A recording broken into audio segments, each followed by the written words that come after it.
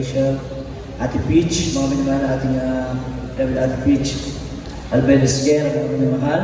Bigyan natin pagkakataon sa kanila. Bilang po yung mga ating bilang Princess Rosalie. Amen, praise the Lord. God bless you, Kuya Bilaway Kuya. Ang pinakamataas na pumupuri, pagsasalamat ng nakakila, pagsamba, ay para lamang po sa ating pinagmamahal na Panginoon Jesus mo namin. Amen, praise the Lord. Hindi ko natin malilimutan ang mga ginitong turong araw natin bilang normal parents in the Lord. Ating inaalala ang mga ginitong turong araw natin bilang the normal pastor, with the Shaddai Meda, the end-time prophet of our loving God. Amen. At patuloy natin inaalala ang mga ginitong turong araw din po natin bilang the normal assistant pastor din si Almeda. Dear's Mama, hallelujah, we love you so much po.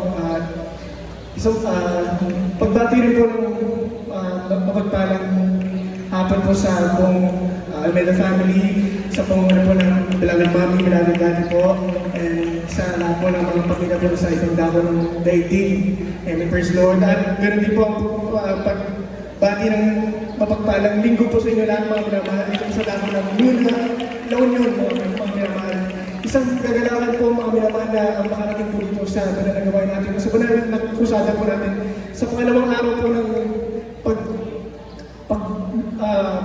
pagpapasagawa po ng ating banal na kusada mga minamahal. Ganun din po, binabati ang beloved wife, Princess, hallelujah. Isang kagalakan po sa atin na makapiling po kayo sa araw na itong mga minamahal. At hallelujah, sa dakilang pag-iingat at paggabay namin ng ating pinamamahal na Panginoon na nagmula po kami sa Manila mga minamahal, ganun din po sa pag-akyat ng Baguio kahapon mga minamahal. At pinagpala po kami na nakarating po dito sa Luna, La Union mga minamahal na makapiling po kayo sa paglilingkod sa ating pinamamahal na Panginoon Jesus. Hallelujah, praise God. Aking pinapasalamatan ng ating pinamamahal na Panginoon mga minamahal na sariwaan ko lang po mga minamahal na pasensya na po mga minamahal, maaga na po ating ngayon po mga minamahal. Aking sariwaan ng mga minamahal na mula pagkabata namin mga minamahal, mga binata po kami last 2015, 2016. Ang iyong apaglingkod mga minamahal sa kahabagan natin pinamamahal ng Jesus. Ako na po yung nakadalaw sa ating mga kusada dito po sa bandang norte mga minamahal. Dito po sa La Union, hallelujah. First time ko po dito sa Luna Outreach mga minamahal.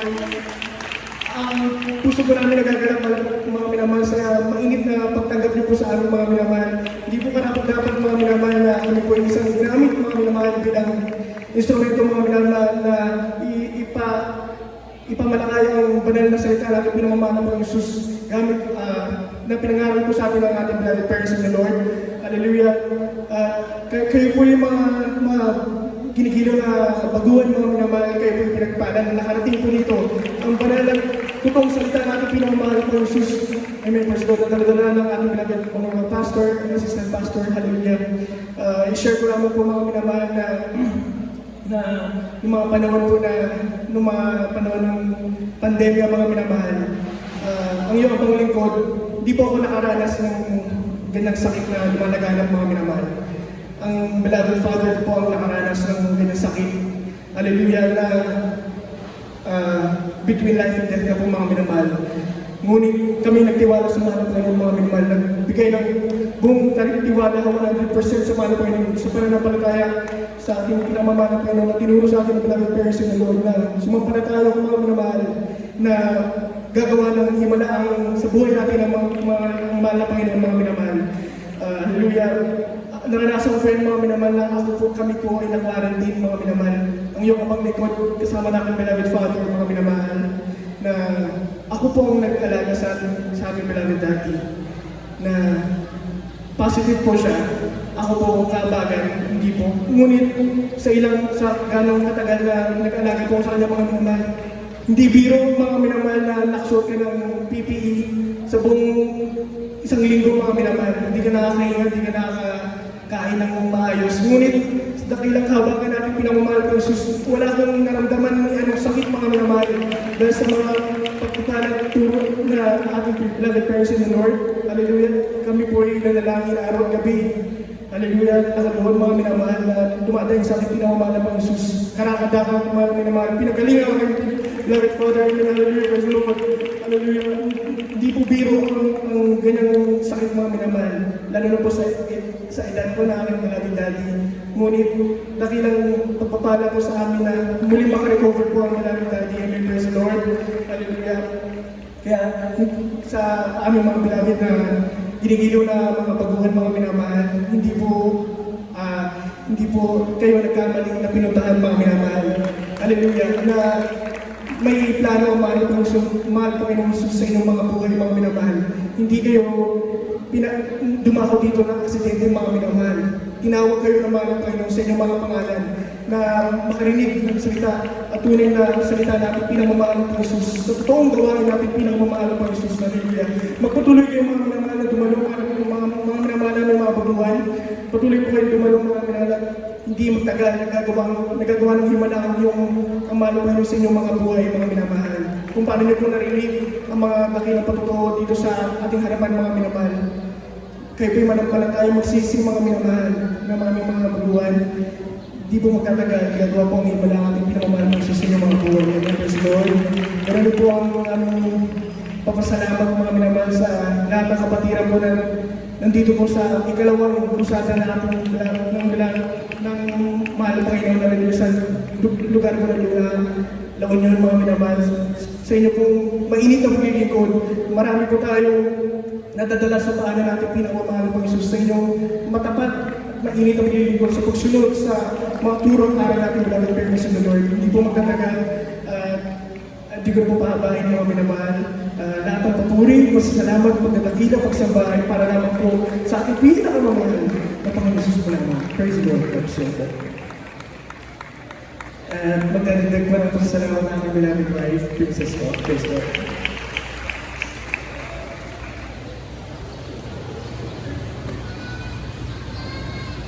First and foremost, all the highest praise, glory, and honor to our dearest Jesus.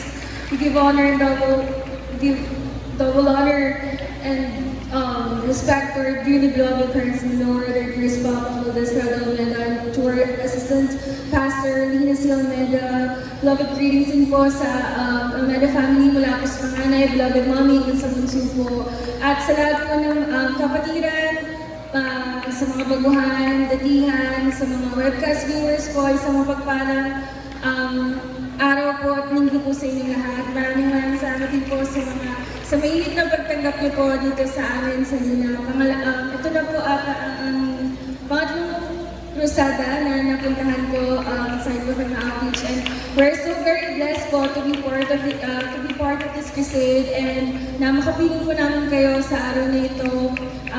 Pagpapasalamat lang po ako sa ating pinakamamahal na Panginoon na pinag-ingatan niyo po kami mula po, ang lakas po ng ulan talaga sa Manila po, ng pag-alis po talaga namin, bugso po talaga, and bumiyahe po kami ng gabi.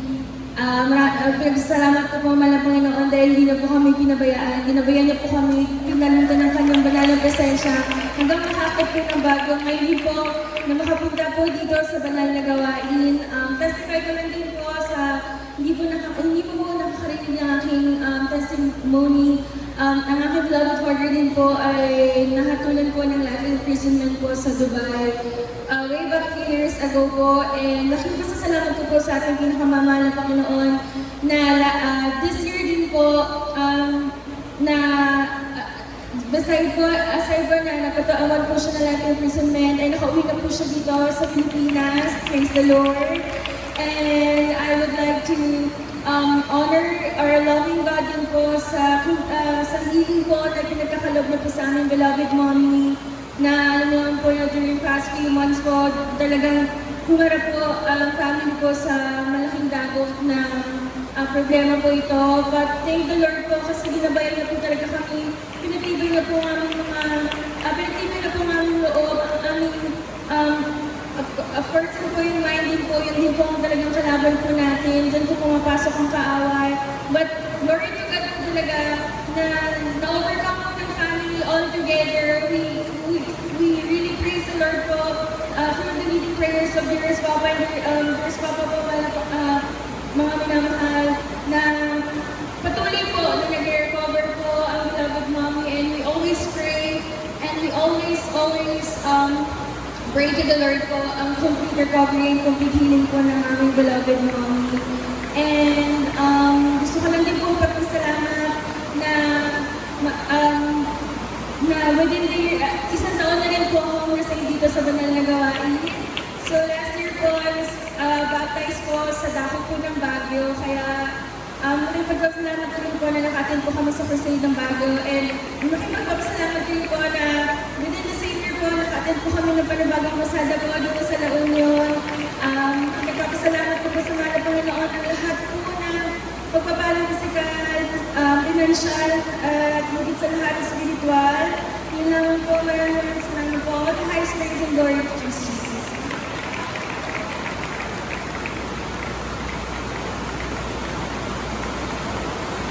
Praise the Lord. God bless you po. Sa ating beloved na Sigera, Princess Sigera. Palapakan po natin ang ating pinakamamahal na Panginoon. Salamat po sa ating message. Talagang nabapo ng puso mga minamahal. At po aming makasama sa araw nito mga minamahal. Hindi po, hallelujah,